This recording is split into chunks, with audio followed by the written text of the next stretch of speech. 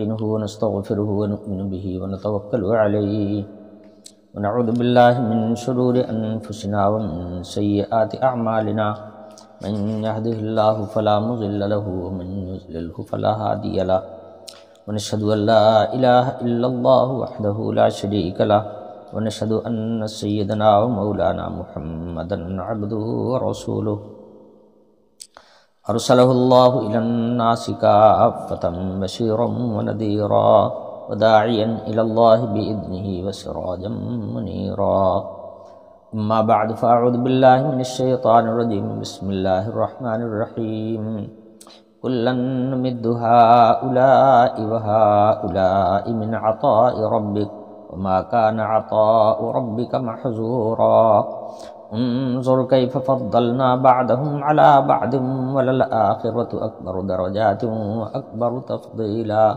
لا تجعل مع الله إلها آخر فتقعد مذموما مخذولا وقضى ربك ألا تعبدوا إلا إياه وبالوالدين إحسانا إما يبلغن عندك الكبر أحدهما أو كلاهما فلا تقل لهما أف ولا تنهرهما وقل لهما قولا كريما واخفض لهما جناح الذل من الرحمة وقل رب ارحمهما كما ربياني صغيرا ربكم أعلم بما في نفوسكم إن تكونوا صالحين فإنه كان للأوابين غفورا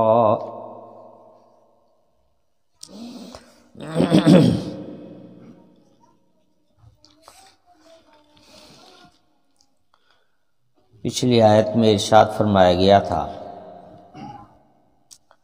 کہ دنیا میں دو قسم کے لوگ ہیں،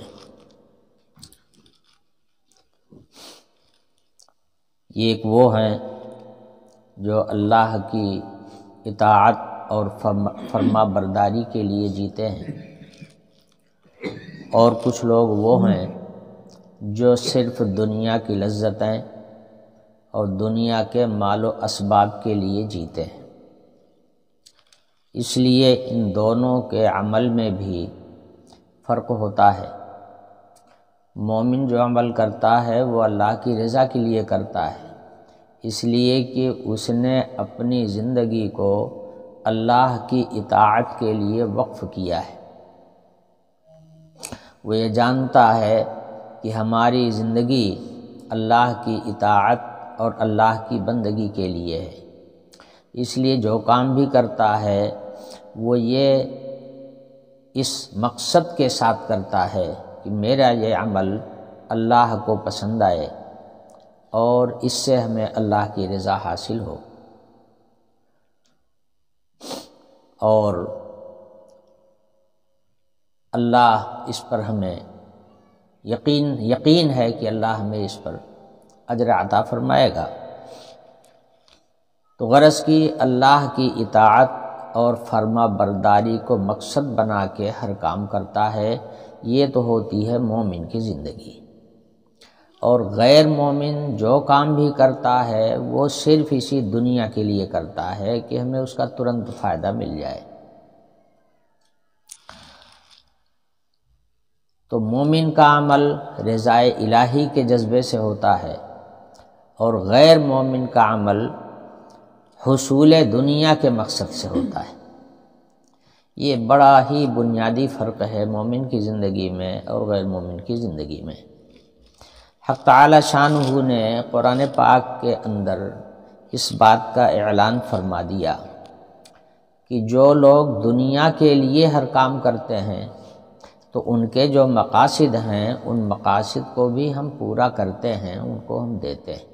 وہ دنیا کا مال و اسباب حاصل کرنا چاہتے ہیں، وہ دنیا کی چیز حاصل کرنا چاہتے ہیں، اسی مقصد کے لیے ان کی ساری تگ و دو اور جد و جہد ہوتی ہے، ہم انہیں دے دیتے ہیں، دنیا دے دیتے ہیں۔ یہ نہیں ہے کہ وہ اس کے لیے کوشش کریں اور ان کو کچھ نہ دیا جائے، ایسا نہیں ہے۔ دنیا تو ہم نے سب کے لیے بنایا، جتنے جاندار ہم نے پیدا کیے ہیں سب کی ضرورت کا سامان اسی دنیا میں رکھا ہوا ہے، اور سب کے لیے، چاہے مطیع فرما بردار ہو چاہے نافرمان ہو، دنیا سے فائدہ سب کو ملے گا۔ انسان تو انسان ہے، جانوروں کو بھی فائدہ ملے گا۔ جانوروں میں بھی جو لوگوں کو پھاڑ کھانے والے ہیں ان کو بھی دنیا کا فائدہ ملے گا۔ تو جتنی جاندار اللہ کی مخلوق ہے ان سب کے ضروریات کا سامان اللہ نے زمین پر پیدا کیا ہے، سب کو ملے گا۔ اس کا مدار اطاعت اور فرما برداری پر نہیں ہے۔ ہاں، آخرت کا معاملہ جو ہے وہ ایمان والوں کے ساتھ خاص ہے۔ آخرت کے منافع جو ہیں وہ صرف ایمان والوں کو ملیں گے، غیر ایمان والوں کو وہاں آخرت میں کچھ ملنے والا نہیں، باقی دنیا میں دونوں کو ملے گا۔ تو تعالیٰ شانہ نے پچھلی آیت میں جو گزری اس میں ارشاد فرمایا کہ جو لوگ دنیا کے لیے کام کرتے ہیں ہم انہیں دنیا دیتے ہیں، اور جتنا چاہتے ہیں ہم اتنا دے دیتے ہیں۔ کبھی چاہتا ہے وہ کہ دن بھر کی روزی ہم کو مل جائے، ہم اس کو سال بھر کی روزی دے دیتے ہیں۔ تلاش ہوتی ہے اس کو کہ 1,00,000 مل جائے، ہم اس کو 1 ارب دے دیتے ہیں، اور کبھی 10 ارب کے چکر میں رہتا ہے اور 10 روپیہ بھی اس کو نہیں دیتے۔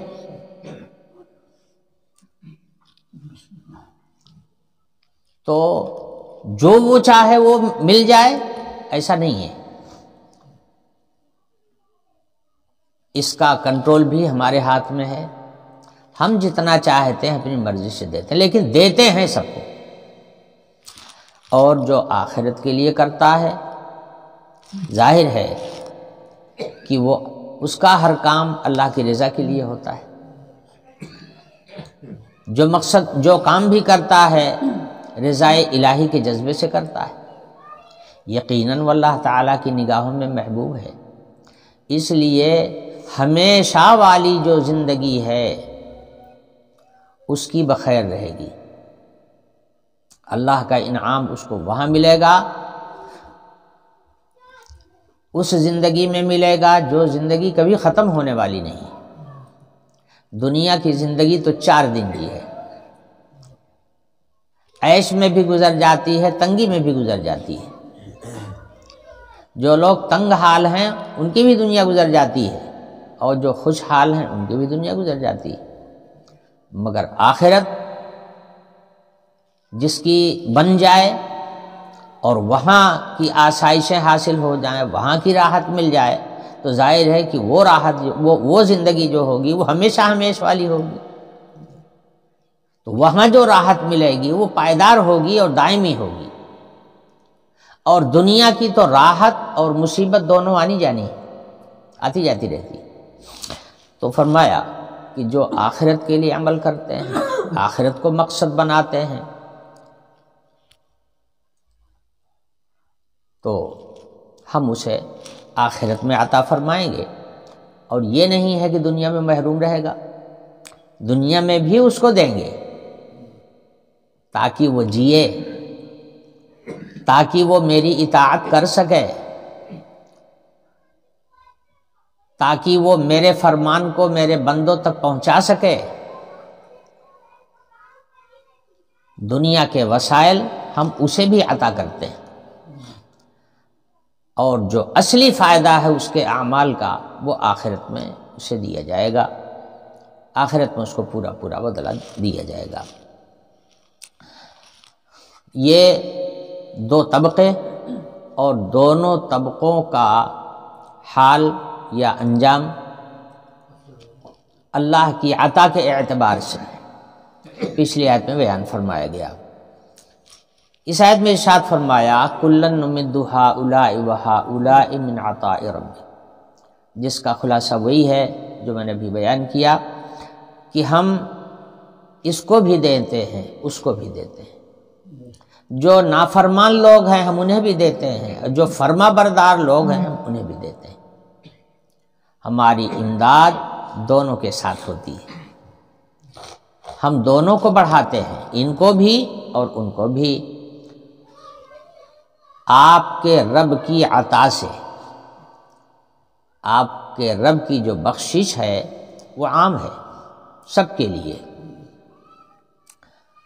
ما کان عطاء ربک محظورا، تمہارے رب کی عطا کسی پر ممنوع نہیں ہے۔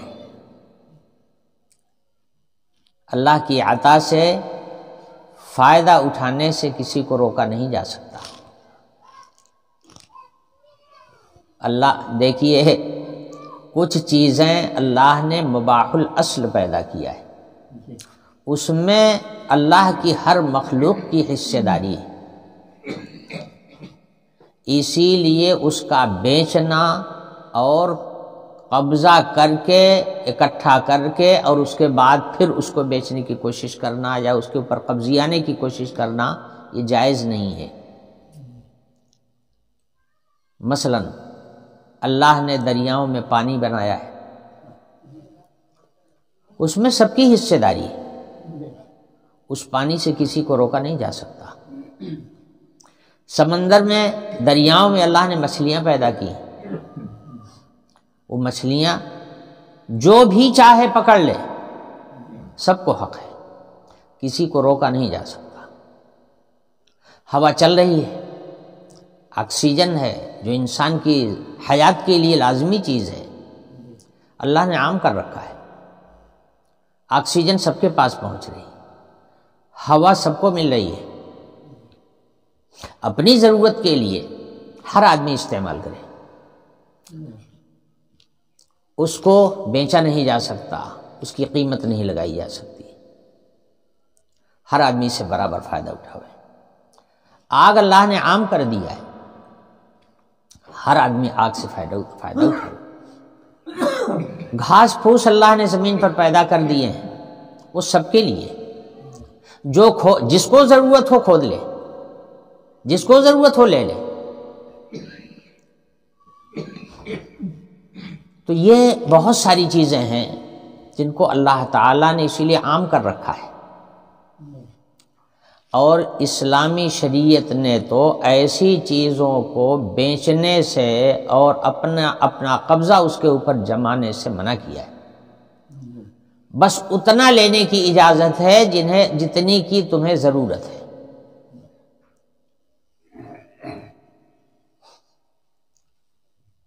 تمہیں کھانے کے لیے مچھلی کی ضرورت ہے، دریا میں جاؤ مچھلی پکڑ لو کھاؤ، لیکن دریا کی ساری مچھلیوں کو اپنے قبضے میں کر کے پھر بیچو، یہ جائز نہیں ہے۔ اللہ نے دریا کو، سمندر کو، ہوا کو، پانی کو اتنا وافر مقدار میں پیدا کیا ہے، اس لیے کہ تاکہ ہر ایک تک پہنچے۔ اب اگر کچھ لوگوں کے کنٹرول میں ہو جائے اور کچھ لوگوں کا اس پر قبضہ ہو جائے تو باقی لوگوں کو تو مار لیں گے، پھٹکنے نہیں دیں گے ادھر۔ یہ اللہ کی عطا کا نمونہ ہے کہ اللہ پاک نے دنیا کی چیزوں کو بنایا اس لیے ہے کہ ہر جاندار اس سے فائدہ اٹھاوے اور کسی کو فائدہ اٹھانے سے روکا نہ جائے۔ یہ اللہ کی عطا کا نمونہ ہے۔ اور جن چیزوں پر آدمی اپنا کنٹرول جماتا ہے وہ بھی اللہ کے قبضے میں ہے، اللہ جسے جتنا چاہتا ہے نوازتا رہتا ہے۔ تو کلن نمد ہؤلاء وہؤلاء من عطاء ربک وما کان عطاء ربک محظورا۔ اللہ کی جو عطائیں ہیں، اللہ کی جو بخششیں ہیں، اللہ کے جو انعامات ہیں، وہ کسی سے روکے نہیں گئے ہیں، کسی پر ممنوع نہیں۔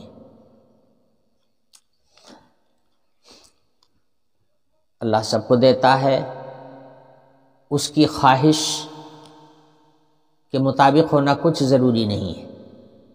خواہش اس کی کم کی ہوتی ہے، اللہ دینے لگتا ہے تو اس سے کہیں زیادہ نواز دیتا ہے۔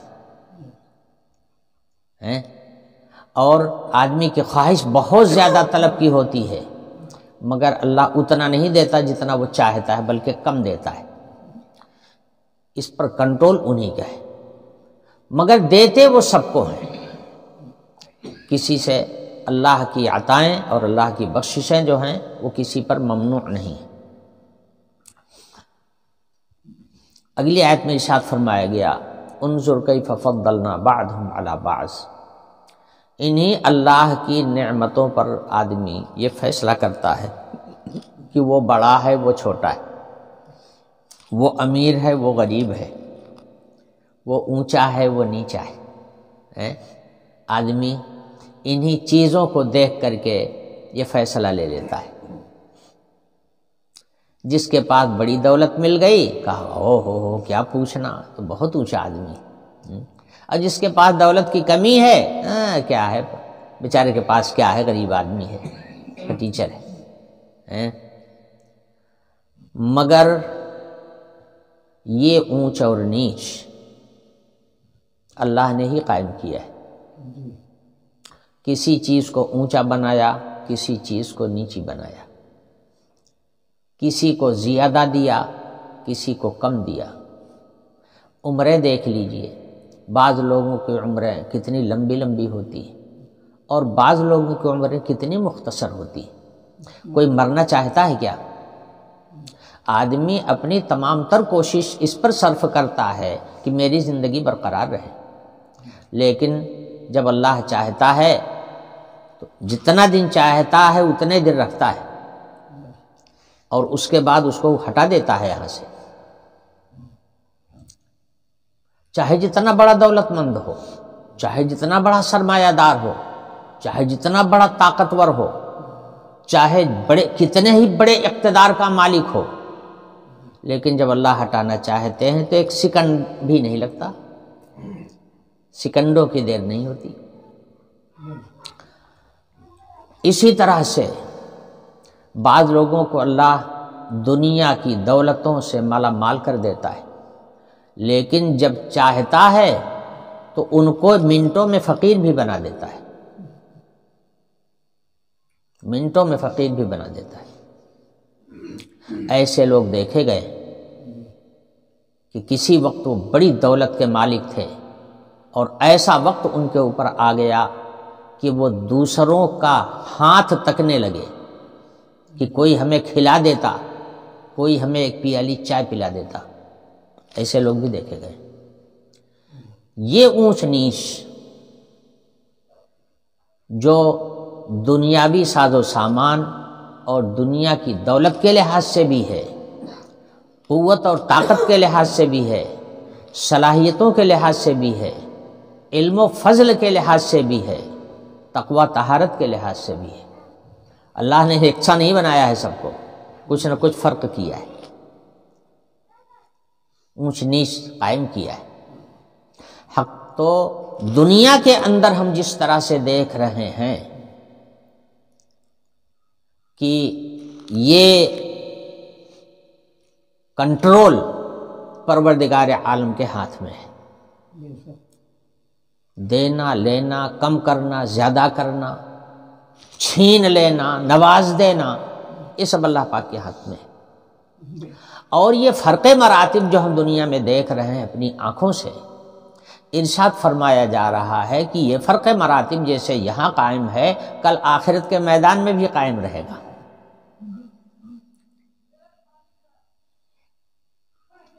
یہ اونچ نیچ، یہ بڑا چھوٹا، یہ زیادہ اور کم جو دنیا میں دیکھ رہے ہو یہ آخرت میں بھی ہوگا۔ دیکھیے آخرت میں جن لوگوں کو مراتب ملیں گے، جن لوگوں کو فضیلت ملے گی، وہ اللہ کے قرب کے اعتبار سے ملے گی، اللہ کی رضا کے اعتبار سے ملے گی۔ اس لیے جو لوگ اللہ کے جتنے زیادہ مقرب ہوں گے ان کو اتنے اونچا مرتبہ ملے گا، اور جن کا قرب خداوندی کم ہوگا ان کا مرتبہ نیچا رہے گا۔ جیسے دنیا میں یہ فرق مراتب دیکھا جا رہا ہے، اونچ نیچ دیکھا جا رہا ہے، یہ فرق مراتب آخرت میں بھی رہے گا، وہاں بھی ہوگا۔ اب انبیاء علیہ السلام کا جو مقام ہوگا ظاہر ہے وہ کسی کا بھی نہیں ہوگا، رسولوں کے مرتبے تک تو کوئی نہیں پہنچ پائے گا، مقام صدیقیت پر سب نہیں پہنچ پائیں گے، مقام ولایت پر سب نہیں ہوں گے، وہاں بھی فرق مراتب ہوگا۔ لیکن قرآن کی اس آیت میں ارشاد فرمایا جا رہا ہے کہ یہاں کا جو فرق مراتب ہے وہ تو بہت مختصر سا ہے، ہر آدمی جان لیتا ہے، سمجھ لیتا ہے۔ آخرت میں جو فرق مراتب ہوگا وہ بہت بڑا ہوگا۔ اسی کو ارشاد فرمایا گیا انظر کیف فضلنا بعضهم علی بعض، دیکھو ہم کس طرح سے فضیلت میں بڑھا دیتے ہیں بعض کو بعض پر، کسی کو کم دیتے ہیں، کسی کو زیادہ دیتے ہیں، کسی کو فضیلت والا بنا دیتے ہیں، کسی کو مفضول بنا دیتے ہیں۔ تو یہ جو اونچ نیچ یہاں دیکھ رہے ہو، وَلَلْآخِرَةُ أَكْبَرُ دَرَجَاتٍ وَأَكْبَرُ تَفْضِيلًا، آخرت جو ہوگی وہ درجات میں بہت بڑی ہوگی۔ آخرت میں جو درجات ہوں گے وہ بہت بڑے بڑے درجات ہوں گے۔ وَأَكْبَرُ تَفْضِيلًا، اور فضیلت کے اندر بھی بہت بڑا اتار چڑھاؤ ہوگا، بہت بڑا فرق ہوگا۔ جنت کے بھی بہت سارے طبقات ہیں۔ بعض علماء نے تو کہا ہے کہ جتنی قرآن پاک کے اندر آیتیں ہیں اتنا ہی جنت کے اندر مراتب ہیں۔ بعض علماء نے تو یہاں تک کہا ہے، اور میں تو یہ سمجھتا ہوں کہ اس سے بھی کہیں زیادہ درجات ہوں گے، جس کو اللہ ہی بہتر جانتا ہے۔ غیر محدود درجات ہوں گے۔ تو اکبر درجات، بہت بڑے بڑے درجات ہوں گے وہاں۔ وہ اکبر تفضیلاً، اور فضیلت میں بھی بہت بڑے بڑے فرق ہوں گے۔ جنت کے مراتب بھی بہت ہوں گے، اور اسی طرح سے دوزخ کے طبقات بھی بہت ہوں گے۔ درجات جنت بھی بہت ہوں گے، اور درکات دوزخ بھی بہت ہوں گے۔ طبقات جو ہوں گے دوزخ کے وہ بھی بہت ہوں گے۔ اس کو تم یہاں سمجھ نہیں سکتے ہو، اس کا نمونہ بس دنیا میں موجود ہے، یہی دیکھ لو، یہ نمونے، مگر وہاں جب حقیقت سامنے آئے گی تو بہت بڑے بڑے ہوں گے یہاں کے لحاظ سے۔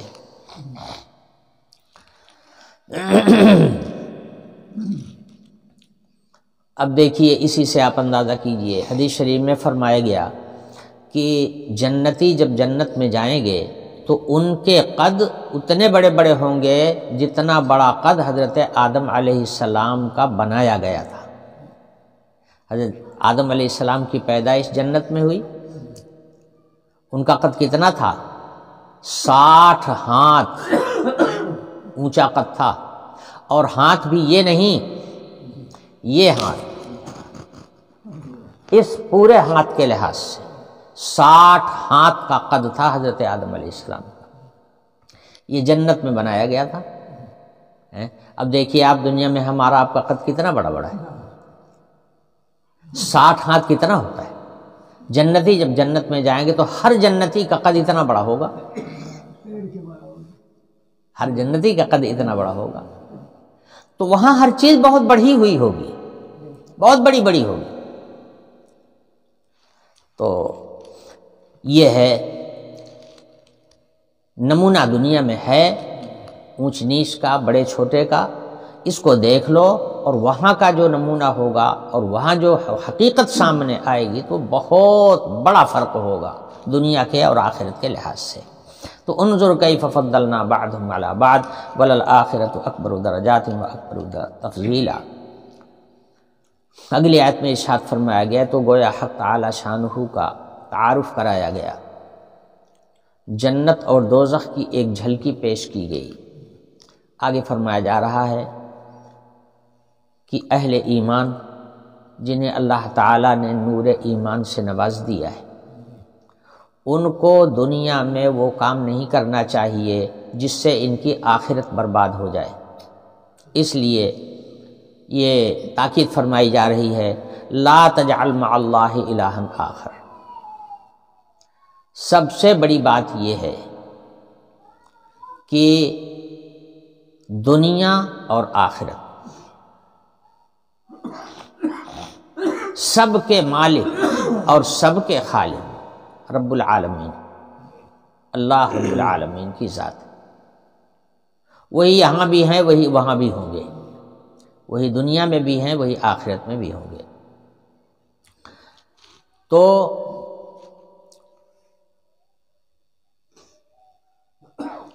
ان کی رضا، ان کی پہچان اور ان کو راضی کرنے کی کوشش، یہی ایمان کا طر امتیاز ہے، مومن کی زندگی کا یہی ماحصل ہے۔ اور اسی وجہ سے جب اللہ کی پہچان ہوتی ہے اور اللہ کی رضا کی تلاش ہوتی ہے، جب ہی ایمان پیدا ہوتا ہے دل کے اندر۔ تو فرمایا گیا کہ اللہ کو پہچانو، اللہ کو جانو، اللہ کو سمجھو۔ جب ہر چیز کا خالق اور مالک وہی ہے تو معبود بھی وہی اکیلا ہے۔ اس کے علاوہ اب اگر کسی اور کو معبود سمجھتے ہو تو یہ اس کی شان میں توہین کرتے ہو۔ اللہ کو گالی دینا یہی ہے کہ معبود برحق صرف اکیلا وہی ہے اور تم کسی اس کی مخلوق کو معبود ماننے لگو، سمجھنے لگو۔ اس سے بڑی اللہ کے لیے کوئی گالی نہیں۔ یہ حق تعالی شانہ کی صفت مخصوصہ ہے، کسی کو بھی معبود نہیں بنایا جا سکتا۔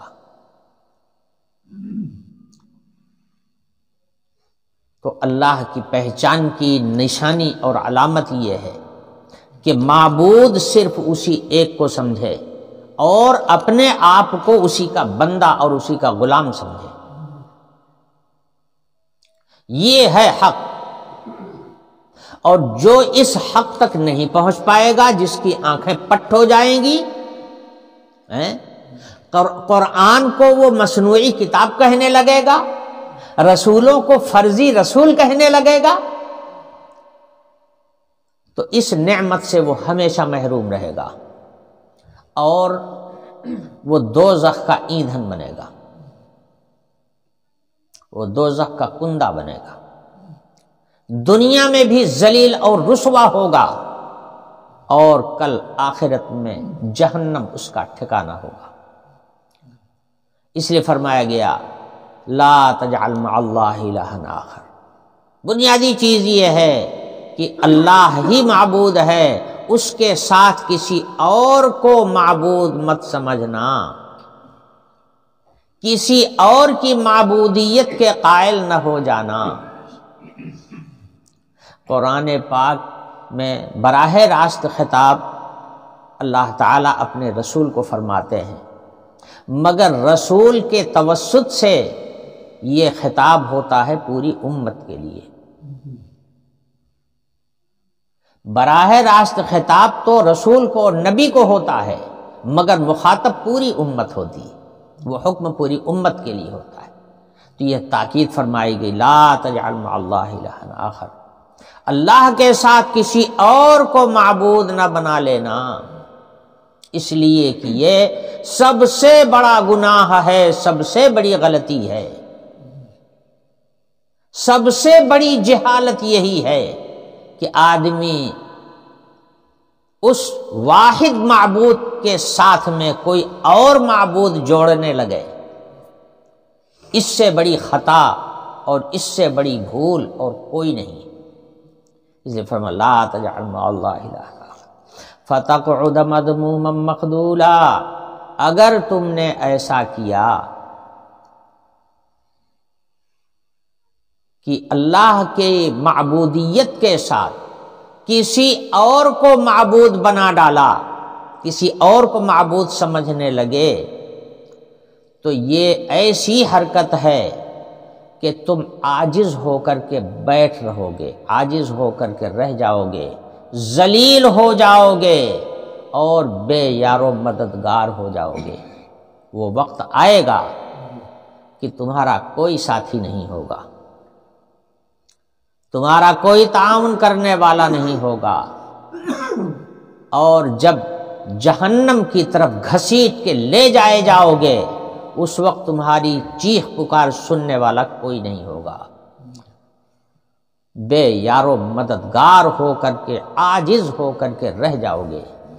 یہ قرآن پاک کی آیت اعلان کر دے رہی ہے، جو قبول کر لے گا اس کو اور اس کے مطابق اپنی زندگی بنا لے گا کامیاب رہے گا، اور جو اس کی طرف کان نہیں لگائے گا، اس کو نہیں سنے گا اور اس کی طرف کوئی توجہ نہیں دے گا تو اس کا خمیازہ وہ خود بھگتے گا۔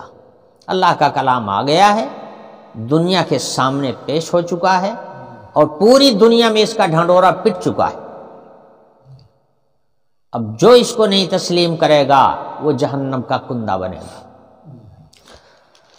فَتَقْعُدَ مَذْمُومًا مَخْذُولًا۔ اب اگلی آیات میں کچھ وہ مسائل اور کچھ وہ احکام ذکر کیے جا رہے ہیں جو انسان کو دنیا میں راحت کے ضامن ہیں، جس سے سکون پیدا ہوتا ہے اور ساتھ ساتھ یہ آخرت میں کام آنے والے اعمال ہیں۔ تو دنیا میں بھی ایک کو دوسرے سے راحت ملتی ہے،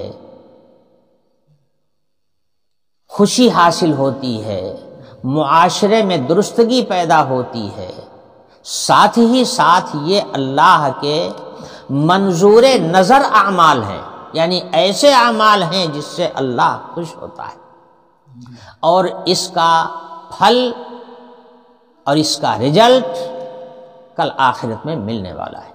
ان اعمال کا ذکر اگلی آیات میں کیا جا رہا ہے۔ پہلا حکم وَقَضَىٰ رَبُّكَ أَلَّا تَعْبُدُوا إِلَّا إِيَّاهُ، اللہ نے ایک چیز کا فیصلہ کر دیا ہے کہ سوائے اللہ کے اور کسی کو پوجنے کے قابل نہ سمجھو، اور کوئی پوجنے کے لائق نہیں، اس لیے کہ معبود وہ اکیلا ہے، خالق اور مالک وہ اکیلا ہے، جتنی چیزیں کائنات میں ہیں سب اس کی پیدا کی ہوئی ہیں، تو خالق معبود ہوتا ہے، مخلوق معبود نہیں ہوتی۔ مخلوق میں جس کسی کے سامنے تم سر جھکاؤ گے وہ اللہ کی مخلوق ہوگی، اور مخلوق کو اگر تم خالق کا درجہ دو گے تو یہ بہت بڑی ناانصافی ہوگی اور خالق تعالی کی توہین ہوگی۔ اب یہ حرکت اگر کرو گے تو یہ اللہ کو ناراض کرنے والا عمل ہے۔ تو پہلا فیصلہ یہ ہے کہ اللہ تعبدوا الا ایاہ، سوائے اللہ کے اور کسی کے سامنے تمہاری پیشانی نہیں جھکنی چاہیے۔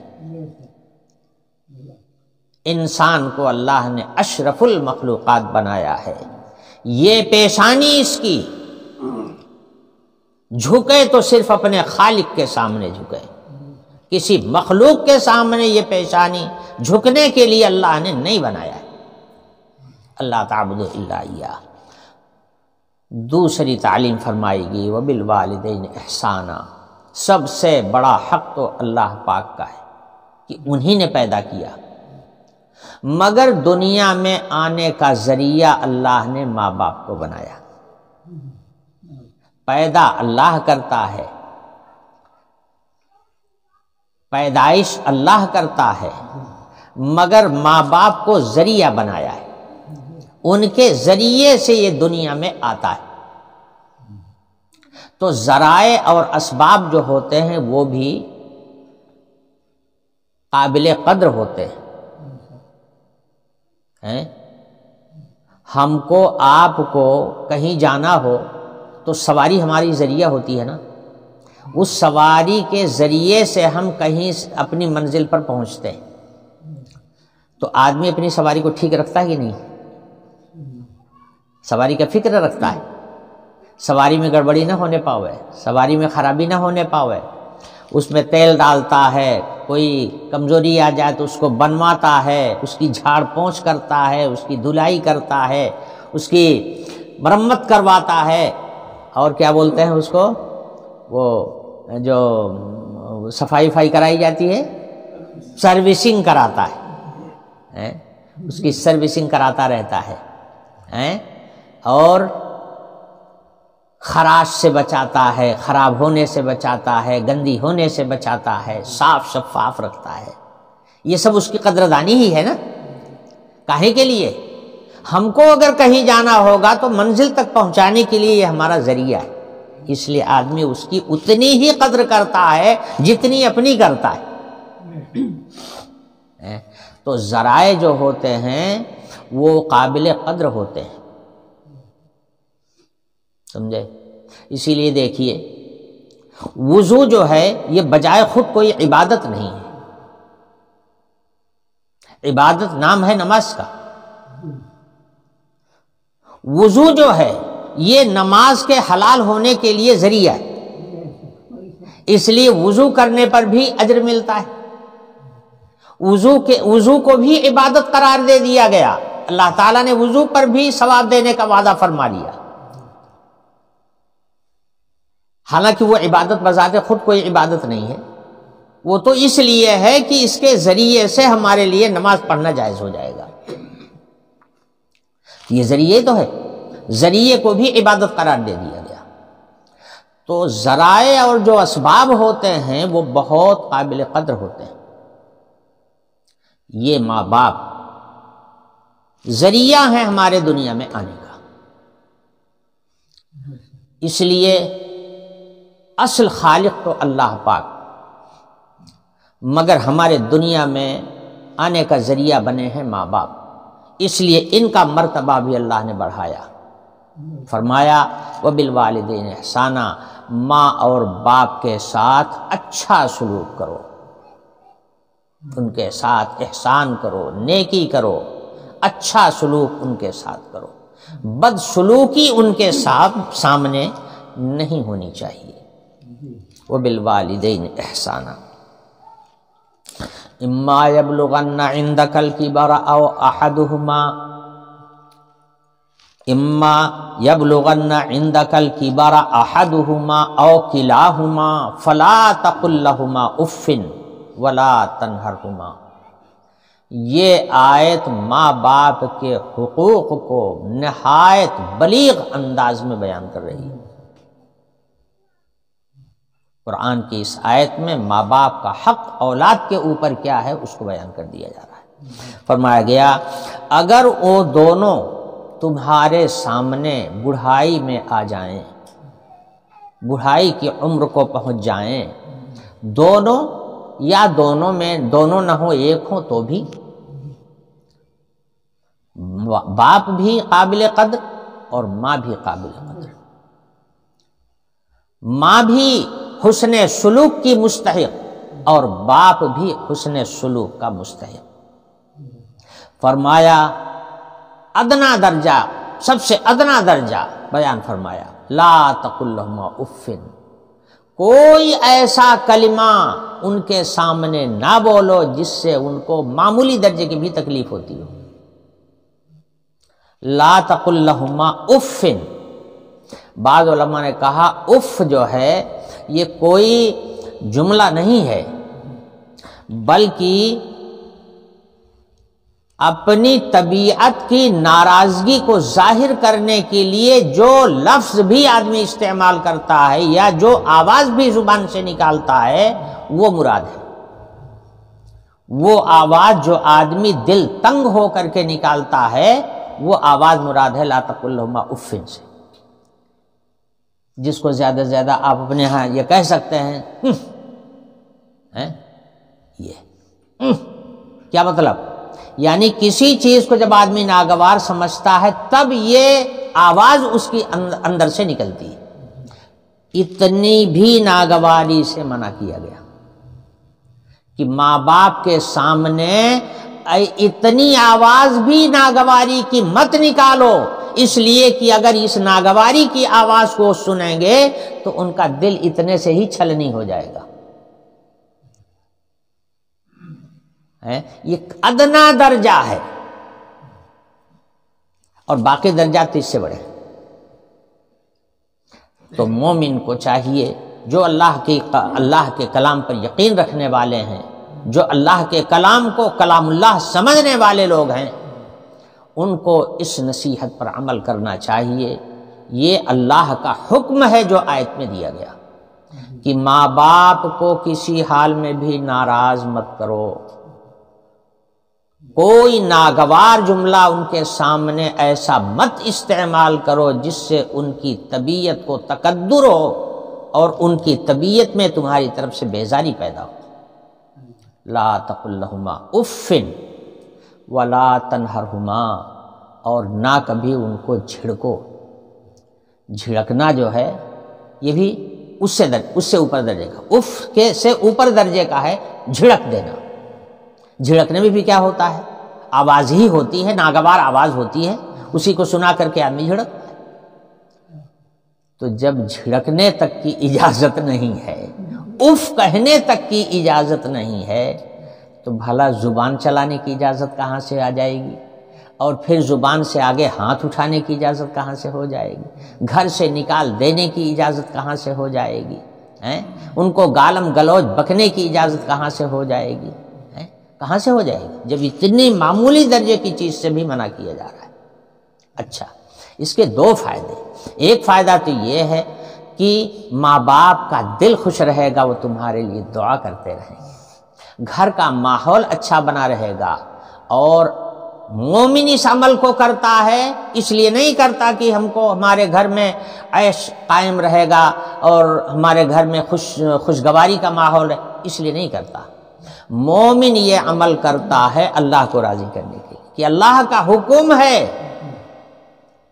سمجھے؟ اللہ کا حکم سمجھ کے کرتا ہے۔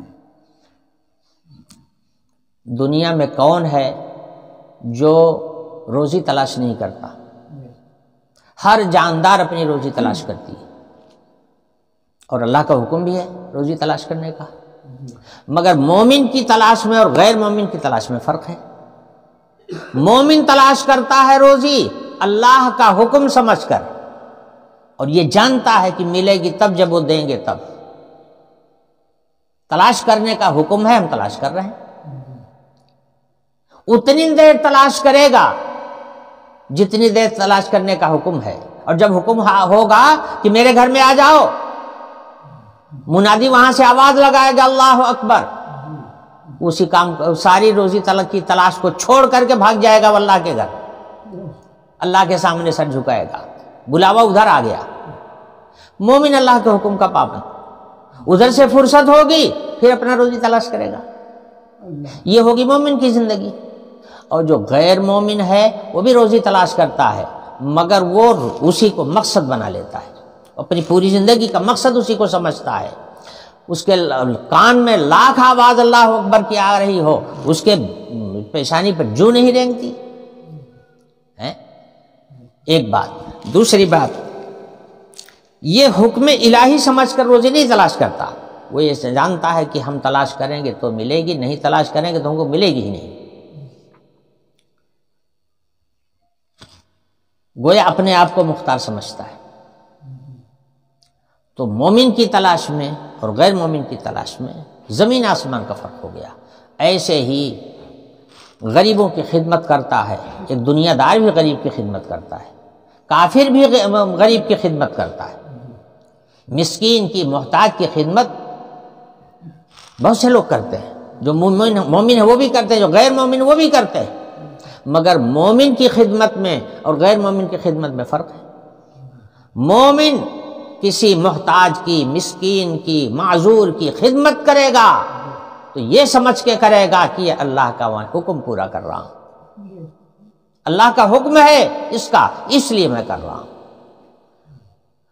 اور اس سے اس کا کوئی فائدے پر نظر نہیں، حکم الہی سمجھ کے کر رہا ہے۔ اچھا، غیر مومن وہ بھی یہ کام کرتا ہے، غریبوں کی خدمت کرتا ہے، مسکینوں کی، محتاجوں کی، معذوروں کی خدمت کرتا ہے۔ میں نے دیکھا ہے تمام غیر مسلم جو ہوتے ہیں وہ بھی لوگوں کو دیتے ہیں، لیتے ہیں، ان کی ضروریات کو پوری کرتے ہیں، مگر ان کا مقصد یہ ہوتا ہے کہ اس کا دل مجھ سے خوش ہو جائے اور وقت پر ہم اس سے کوئی فائدہ اٹھا لیں گے۔ تو دنیاوی منفعت کو سامنے رکھ کر کے غیر مومن نیکی کرتا ہے، اس کا مقصد دنیا میں کوئی فائدہ حاصل کرنا ہوتا ہے، اور مومن جو کرتا ہے وہ آخرت کے لیے کرتا ہے، رضا الہی کے لیے کرتا ہے، دنیا میں اس سے کوئی فائدہ لینا مقصد نہیں ہوتا۔ یہ زمین آسمان کا فرق ہو جاتا ہے مومن کے کار خیر میں اور غیر مومن کے کار خیر میں۔ تو ایسے ہی ماں باپ کی خدمت دنیا میں کون نہیں کرتا؟ سب کرتے ہیں، مگر مومن ماں باپ کی خدمت کرتا ہے تو صرف اللہ کو راضی کرنے کے لیے کرتا ہے، صرف ماں باپ کو راضی کرنا مقصد نہیں ہوتا، اور غیر مومن ماں باپ کی خدمت کرتا ہے تو اس کا مقصد صرف ماں باپ کو خوش کرنا ہوتا ہے، باقی آخرت میں اس عمل پر کوئی اللہ سے اجر لینے کا اس کا کوئی خیال بھی نہیں ہوتا۔ تو یہ فرق ہو جاتا ہے۔ اسی لیے مومن کا یہ جو عمل ہے، مومن کی جو یہ خدمت ہے، یہ اس کے آخرت میں کام آئے گی، اور چونکہ وہ صرف دنیا کے لیے کرتا ہے اس لیے آخرت میں اس کا کھاتا نہیں کھلے گا، وہ دنیا میں ہی اس کو دے دیا جائے گا، اس کا فائدہ اس کو دنیا میں دے دیا جائے گا، آخرت میں اس کا لا خلاق لہم فی الآخرہ، ان کا کوئی حصہ آخرت میں نہیں ہوگا۔ ولا تنہرہما وقل لہما قولا کریما، ارشاد فرمایا گیا کہ ماں ہو یا باپ ہو، ایسی بات کہو جو اچھی لگے اس کو، اچھی بات ان کے سامنے بولو۔ وَاخْفِضْ لَهُمَا جَنَاحَ الذُّلِّ، ماں باپ کے حقوق کو بیان کرنے میں قرآن پاک کی یہ بڑی بنیادی آیت ہے۔ دیکھیے کس قدر باریکیاں بیان فرمائی جائیں۔ وَاخْفِضْ لَهُمَا جَنَاحَ الذُّلِّ، تم اپنی ذلت کے بازو ان کے سامنے جھکی رکھو، اپنی ذلت کا بازو ان کے سامنے جھکا رکھو۔ وَاخْفِضْ لَهُمَا جَنَاحَ الذُّلِّ مِنَ الرَّحْمَةِ، مہربانی کے ساتھ، محبت کے ساتھ۔ وَقُلْ رَبِّ ارْحَمْهُمَا كَمَا رَبَّيَانِي صَغِيرًا، تو ادھر اپنے طور پر ان کی مکمل خدمت کرتے رہو، ان کو خوش رکھو، اور ساتھ ساتھ مقصد اللہ کو خوش رکھنا ہو۔ ہم ماں باپ کو خوش اس لیے رکھنا چاہتے ہیں کہ اسی میں اللہ کی خوشی ہے اور اللہ کی خوشی ہم کو حاصل ہوگی، اس کو مقصد بنا کر کے کرتے رہو۔ اور یہ تو ہوئے امور اختیاریہ، اور جہاں پر امور اختیاریہ نہیں ہیں، جہاں تمہارا اختیار چلنے والا نہیں ہے، مثلا وہ دنیا سے چلے گئے ماں باپ، تو اب بھی ان کی خدمت اس طرح سے جاری رکھو کہ رب العالمین سے، احکم الحاکمین سے ان کی خیر کے لیے دعا کرتے رہو، ان کے لیے ایصال ثواب کرتے رہو، کچھ پڑھ کر، کچھ عبادتیں کر کے، کچھ صدقہ خیرات کر کے ان کی روحوں کے لیے ایصال ثواب بھی کرتے رہو۔ اور اگر یہ بھی نہیں ہو سکتا تو زبان تو اللہ نے دی ہے، کم سے کم زبان سے ہی اللہ تعالیٰ سے دعا مانگ لیا کرو کہ رب العالمین جس طرح انہوں نے میری پرورش محبت کے ساتھ کیا تھا، ایسے ہی آپ ان کے اوپر اپنی رحمتیں نازل کرتے رہے۔ وَقُلْ رَبِّ ارْحَمْهُمَا كَمَا رَبَّيَانِي صَغِيرًا، آگے فرمایا گیا رَبُّكُمْ أَعْلَمُ بِمَا فِي نُفُوسِكُمْ، تمہارے دل میں نیتیں کیا ہیں اللہ تعالیٰ کو خوب معلوم ہے، کس مقصد سے کر رہے ہو، جو عمل بھی کر رہے ہو تمہارا مقصد کیا ہے، تمہاری نیت کیا ہے، تمہاری نیتوں سے اللہ تعالیٰ بخوبی واقف ہے۔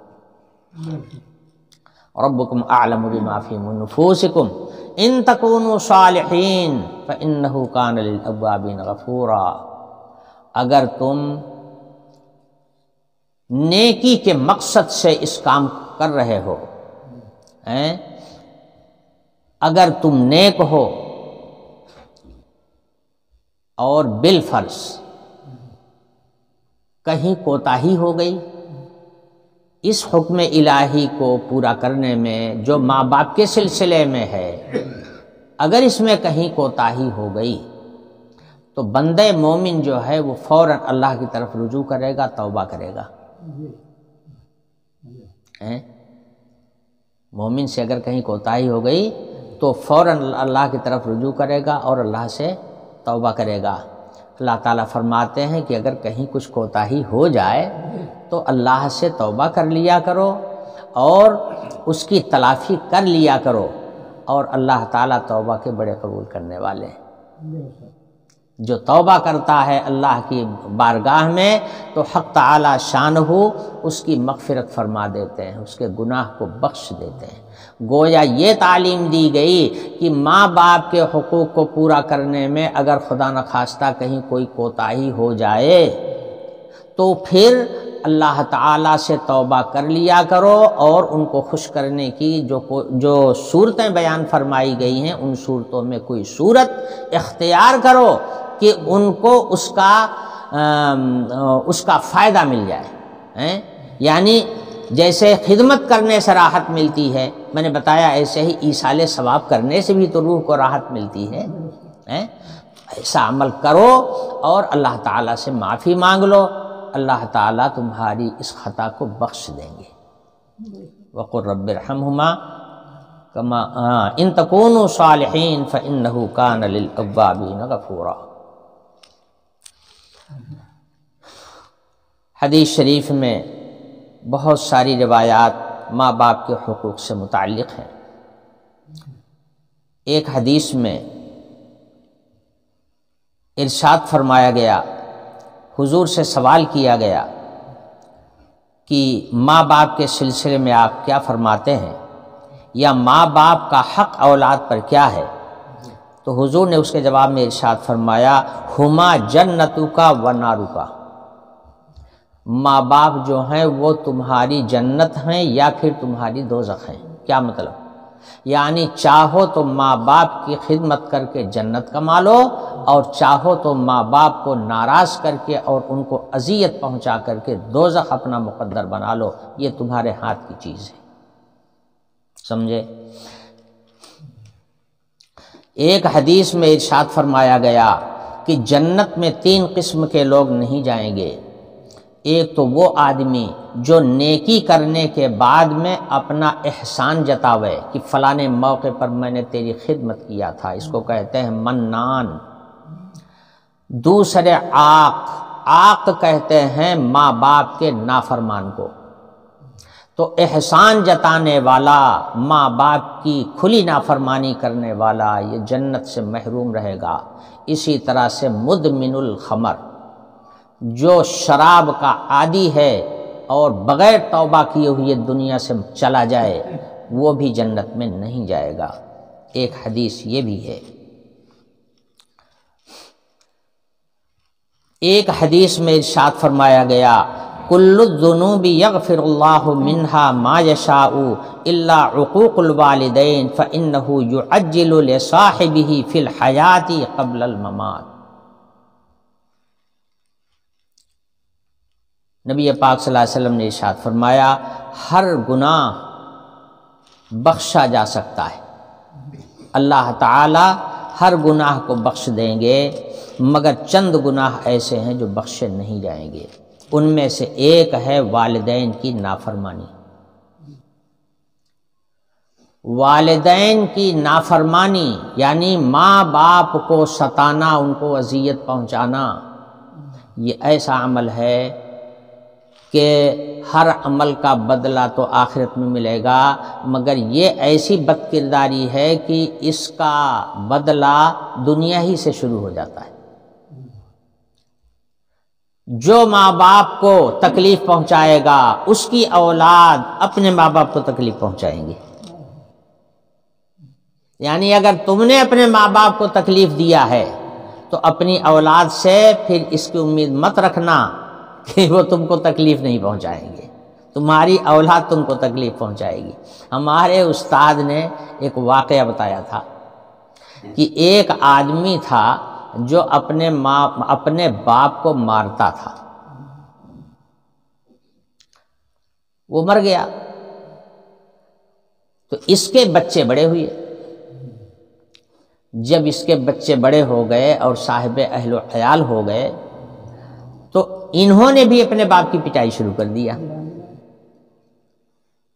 تو ایک روز اس کا بیٹا اپنے باپ کو مار رہا تھا اور گھر سے گھسیٹ کر کے باہر لے جا رہا تھا۔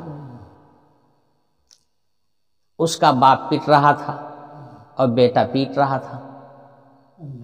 مارتے مارتے گھر کے سامنے ایک پیڑ تھا، وہاں تک لے گیا، اور اس کے بعد اور آگے بڑھا تو وہ پیٹنے والا باپ کہتا ہے کہ بیٹا بس کرو، اب آگے مت مجھ کو لے جاؤ، اگر آگے لے جاؤ گے تو تم زیادتی کرو گے، بس یہیں رہنے دو مجھ کو، اس لیے کہ میں نے بھی اپنے باپ کو یہیں تک مارا تھا، آگے تک نہیں لے گیا تھا، اب اگر تم مجھ کو یہاں سے آگے تک مارتے ہوئے لے جاؤ گے تو تم آگے بڑھ جاؤ گے، اس لیے بس یہیں مجھ کو چھوڑ دو۔ سمجھے؟ اس نے اپنے باپ کو مارا تھا، اس کے لڑکے نے اپنے باپ کو مارا، اور جو اس نے مارا ہے تو اس کا بدلہ اگلی نسل آئے گی وہ تم کو دے گی۔ حدیث شریف میں فرمایا گیا کہ ماں باپ کو ستانے والا جو آدمی ہے اس کا بدلہ اللہ تعالیٰ دنیا ہی میں دے دیتے ہیں، آخرت میں تو ملے گا ہی مگر دنیا میں ہی شروع ہو جائے گا اس کا بدلہ۔ یہ ایسا عمل ہے، یہ بات حدیث شریف میں ارشاد فرمائی گئی کہ موت سے پہلے دنیا ہی میں اس کا مزہ اس کو چکھا دیا جائے گا۔ اللہ تعالی حفاظت فرمائے ہماری اور آپ کی سب کی، اور تمام احکام شرعیہ پر عمل کی توفیق نصیب فرمائے۔ وآخر دعوانا الحمدللہ۔